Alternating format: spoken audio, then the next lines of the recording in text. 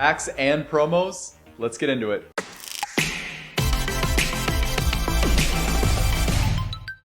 All right, y'all, we got something very special and very unexpected planned for today's episode. Over the past couple of weeks or so, I've been collecting more and more promo cards to add to my binder, and I kind of thought to myself, as I'm looking at this little mini stack I've accumulated here, before we actually go sliding them into the binder, I was kind of like, man, what a perfect time to make an episode about this, open some packs, talk about a few other things. So we are going to just dive right in. I've got 10 packs of Rain of Jafar and Arcasia's Island, and we're just going to dive right in.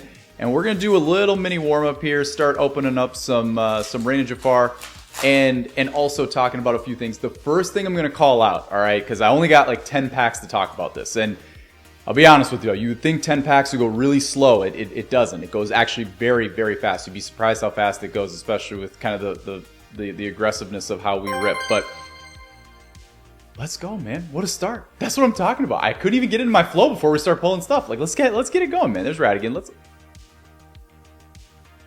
For a second there, I didn't realize if that was the legendary or not. I was too busy getting in my groove, getting in my flow. Anyway, great start there.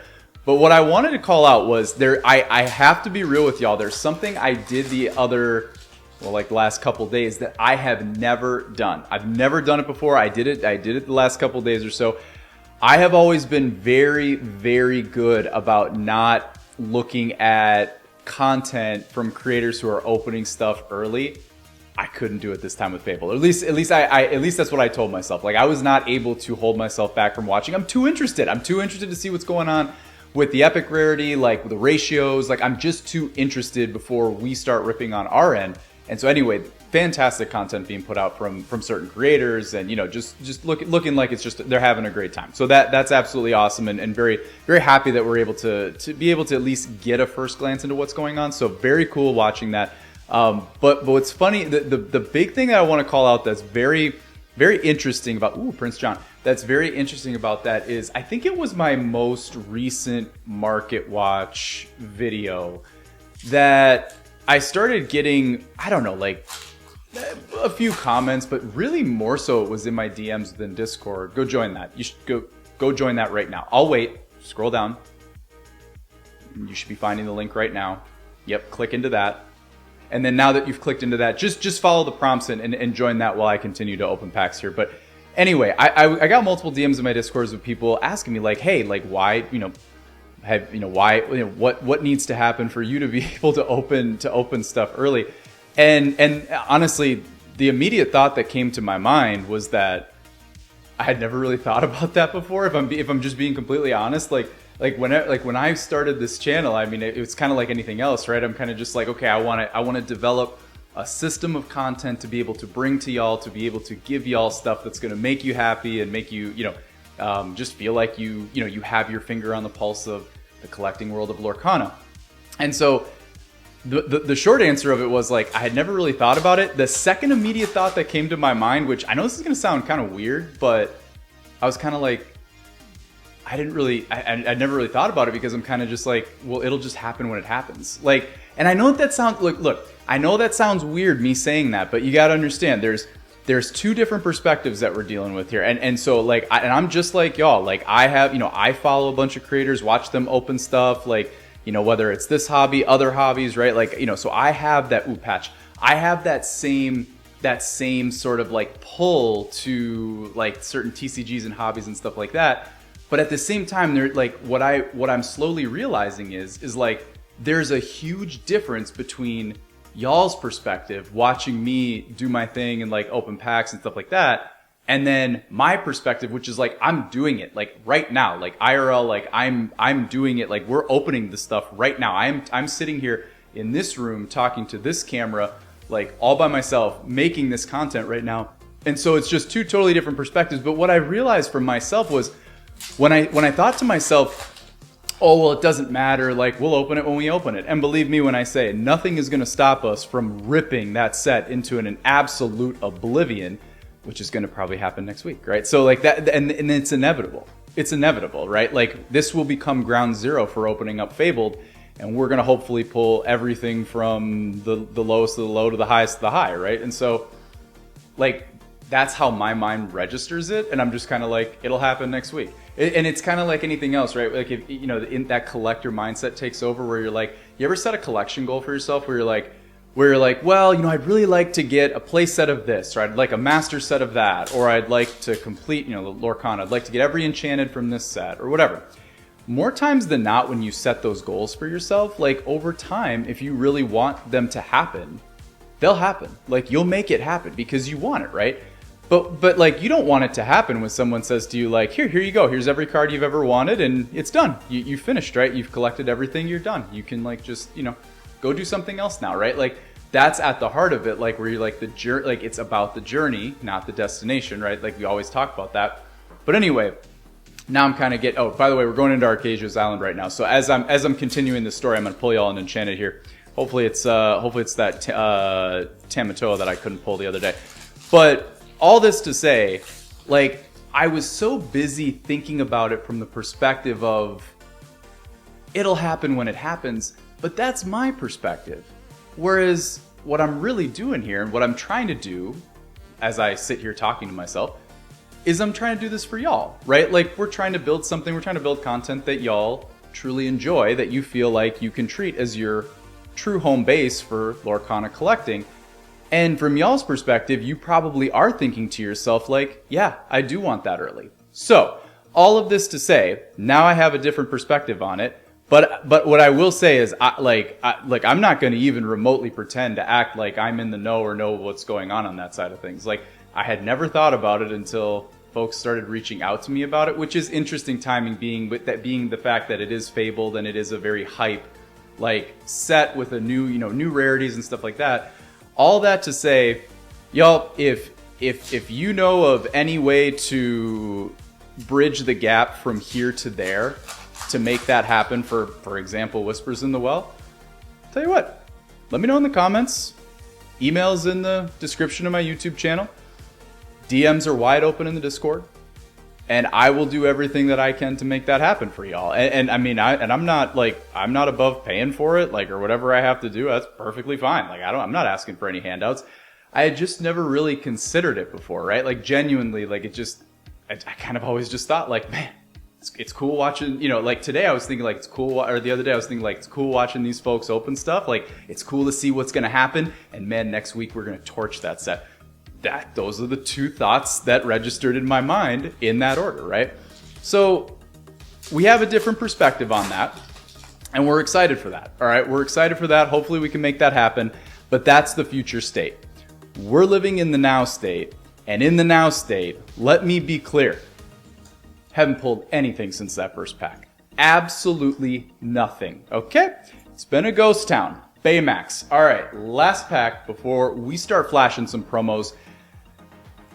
I mean, man, can we bookend this 10 pack? I mean, this has been a rough scene. This has been you hate to see it. You know, you don't like seeing it. It's not what you'd wish on anyone, but I guess better myself than y'all.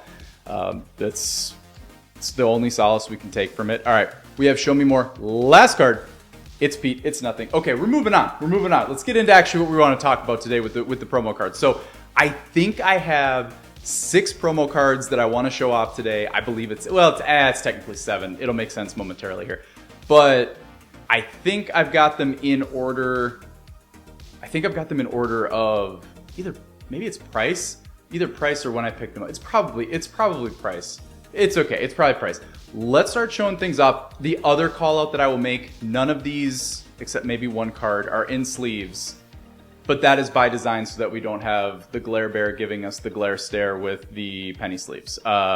These will all be in sleeves the second that this episode is over, and then they'll be in my promo binder. So this is just a brief moment in time, but let's start out showing off here. We have Pluto tried and true. The cold foil absolutely beaming. Obviously, this is from the most recent Gen Con, and I'm even going to continue this, and like we're going to show it kind of in a little set here. We also have Goofy, Emerald Champion, both of those two looking absolutely fantastic. We're going to put those down there and talk about those. I might talk about some things that I typically call out in like Market Watch episodes. So for some of you, this will be like, you'll be hearing this again, but then for some of you who don't watch the Market Watch episodes, you might be like, oh, okay, interesting. But for the longest time, not for the longest time, but at least for a little bit, for like a week or so, I did wait on the Goofy. There were multiple Goofies out there for like 80 to $100 for a while, kind of trying to catch that FOMO hype. Obviously, since then, they've come way down. As my wife is putting up prices, I'm assuming Goofy is somewhere like, hopefully, it's in the 20s. It may have even gone down since I purchased it. I probably purchased it for like $25, $26, something like that. So hopefully it went down, or hopefully it's continued to go down since then for y'all. That's great. I would imagine the Pluto is more in like the teen range. I think that's what I got it for. And I called this out in the Market Watch, but and I got some great feedback from people in the comments on that video. But the Plutos have been out. Like, they've been out. They released in Europe. I don't know how they did it, but I think the feedback that I got on it was they were either in certain like TCG, like, or not certain LGS live events or something like that, like where they're doing like early release teasing of, you know, of certain cards. I have no idea, but I did understand, the way I understood it was in Europe there were some LGSs who were able to have them for like special events and things like that. I don't know, but I do remember seeing, like, when I was in eBay, the Goofies that I was looking at, and like, you know, like the secondary markets and stuff like that, the Goofies all had an image that was just, you know, like not taken by a human, right? It's computer generated. Whereas the Plutos, those photos were snapped by an actual human. Like, those are actual real photos showing like corner, surface, like your classic like 6-shot, like those were real.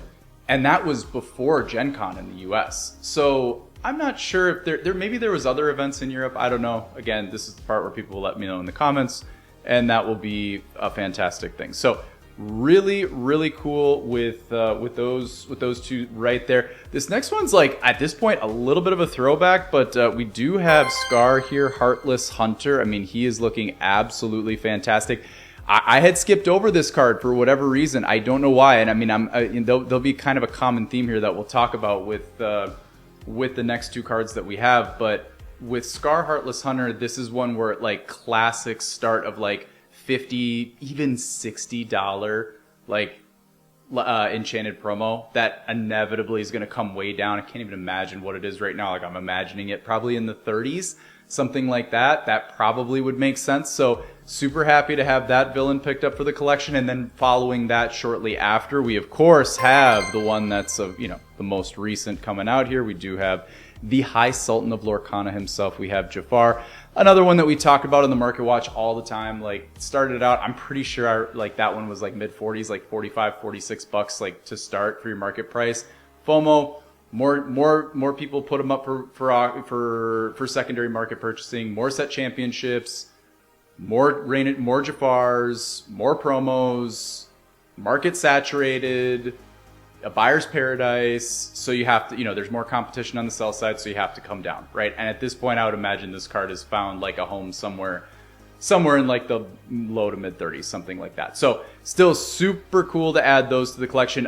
Just as a call out, I also did get the super rare promo variant of the Jafar, the one that you get for entering into the tournament. Grab that. That one's like $1 or $2, like perfect promo binder card.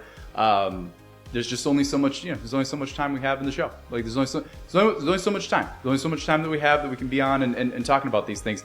And then the last couple cards that I did want to quickly call out, and I think I've actually had these ones for like a few, like maybe even a month or so, but finally did pull the trigger on Cinderella Stouthearted, which is fantastic to add into the collection.